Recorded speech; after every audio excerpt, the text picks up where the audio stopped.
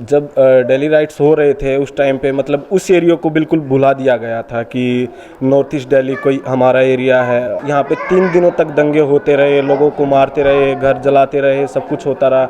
और ना central government और ना जो दिल्ली केंद्र सरकार मतलब दोनों सरकारों ने कुछ नहीं किया। एक 10 मिनट के उसमें मतलब घर परिवार मतलब आदमी उनके सामने मारे गए, गोलियों से मारे गए और वो कुछ नहीं कर पाए। एक माहौल इस तरह बनाया गया कि मतलब लोगों को टारगेट किया जाए और शायद सरकार भी मतलब इस माहौल में मतलब उसको बुझाने की बजाय मतलब उसको बढ़ावा दिया और कितने बदतर हालात होते आ रहे दिन पे दिन।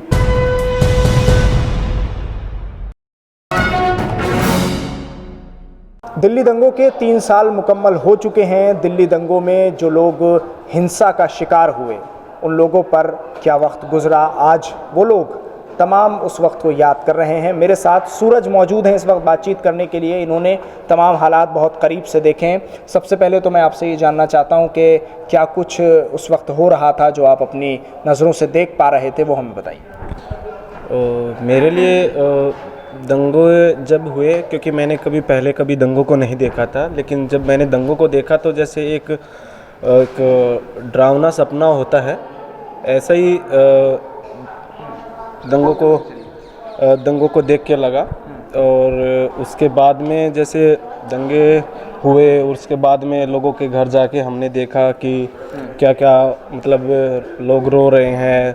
ऐसा नहीं था कि हिंदू ही रो रहे हैं या मुस्लिम ही रो रहे हैं, सब लोग मतलब दंगों की वजह से मतलब वो कह रहे सर कि हमारा तो इनसे कुछ लेना ही देना नहीं था, हम तो अपना घर पे थे, अपना काम कर रहे थे और दंगों में पूरा घर जल गया और लोग चिल्ला रहे हैं। लोग मतलब इस तरह हो गए हालात कि मतलब कि सब कुछ लुट गया उनके। मतलब एक 10 मिनट के उसमें मतलब घर परिवार मतलब आदमी उनके सामने मारे गए, गोलियों से मारे गए और वो कुछ नहीं कर पाए। तो वो जो एक चीज़ें हुई तो मेरे लिए बड़ा अजीब सा था, बड़ा ख़तरनाक था। जो मतलब आज भी हम उन चीज़ों को 3 साल हो गए और अभी तक उन चीज़ों को मतलब काम कर रहे हैं और मतलब देख रहे हैं कि कितने बदतर हालात होते आ रहे हैं दिन पे दिन। आपने उस वक्त क्या गौर किया और क्या देखा कि किस तरफ से ये सारी शुरुआत हुई और किस तरफ से ये सब कुछ चला और क्यों एक ख़ास कम्युनिटी पर ये आकर थोप दिया गया, उन पर इस सारी चीज़ का इल्ज़ाम रख दिया गया कि ये सब इन्होंने किया? जब दिल्ली राइट्स हुए तो उस एरिया को कभी मतलब देखा ही नहीं गया था उस एरिया में कुछ ऐसा हो रहा है। जैसे सीए प्रोटेस्ट हो रहे थे तो सीए प्रोटेस्ट में तो जगह जगह अपना मुस्लिम जो समाज था वो बाहर निकल के आ रहा था। मुस्लिम समाज नहीं, मोस्टली जितने सब लोग थे कि ऐसा नहीं होना चाहिए, आइडेंटिटी जो है कि वो सबकी भारत की है और मतलब आज अपने आप को सबूत देना पड़ रहा है कि हम इस देश के नागरिक हैं। उस चीज़ को लेके मतलब सब लोग, हिंदू भी, मुस्लिम भी, दलित भी, सब लोग आ रहे थे। और मतलब एक ख़ास कम्युनिटी को इसलिए टारगेट किया जा रहा था कि एक माहौल बनाया गया इस तरह का। जो सीए प्रोटेस्ट था वो ऐसा नहीं बन पाता, लेकिन एक माहौल इस तरह बनाया गया कि मतलब लोगों को टारगेट किया जाए। और शायद सरकार भी मतलब इस माहौल में मतलब उसको बुझाने की बजाय मतलब उसको बढ़ावा दिया और मतलब उसको और बड़ा होने दिया। और मतलब जब उनके हाथ से भी बात निकल गई तो उन्होंने मतलब इस तरह की मतलब एक भड़काऊ चीज़ें हुई। जैसे अनुराग ठाकुर ने इस तरह का भाषण दिया, देश के गद्दारों को गोली मारो सालों को। मतलब एक जगह जगह अलग अलग इस तरह का माहौल बनाया गया और मतलब फिर उस जो एक चिंगारी लगाई थी वो पूरा आग में तब्दील हो गई। तो वही दिल्ली राइट्स बुझाने की कोशिश आप ये कह रहे हैं कि सरकार की तरफ से नहीं की गई, ये बताना चाहते हैं? जी।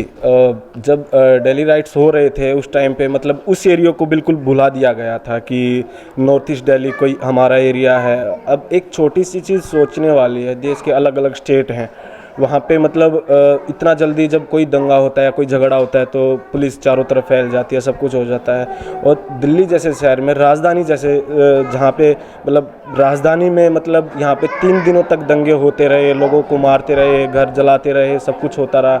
और ना सेंट्रल गवर्नमेंट और ना जो दिल्ली केंद्र सरकार मतलब दोनों सरकारों ने कुछ नहीं किया। तो एक ये सोची समझी पूरी साजिश थी कि मतलब उस एरिया को ऐसा रखा जाए कि वहाँ पे ना कोई कानून है ना और कुछ है, जिसके मन में जो आ रहा है वो करते हुए जा रहा है। अच्छा, अभी आप बता रहे थे कि मुस्लिम कम्युनिटी को किस तरह से देखा जाता है, उसके बारे में आप बोल रहे थे, वो हमें बताइए। जी।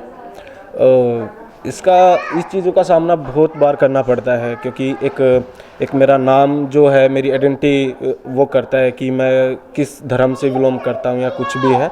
तो जब भी मैं सूरज नाम लेता हूँ और मैं 10 मुस्लिम फैमिलियों को साथ में लेके जा के अपना इंट्रोडक्शन देता हूँ कि मैं इसी से एनजीओ से आया हूँ और हमारा ये काम होता है, तो वो बार बार मेरे से पूछा जाता है कि सूरज मतलब आपका पूरा नाम, सूरज मतलब पूरा नाम।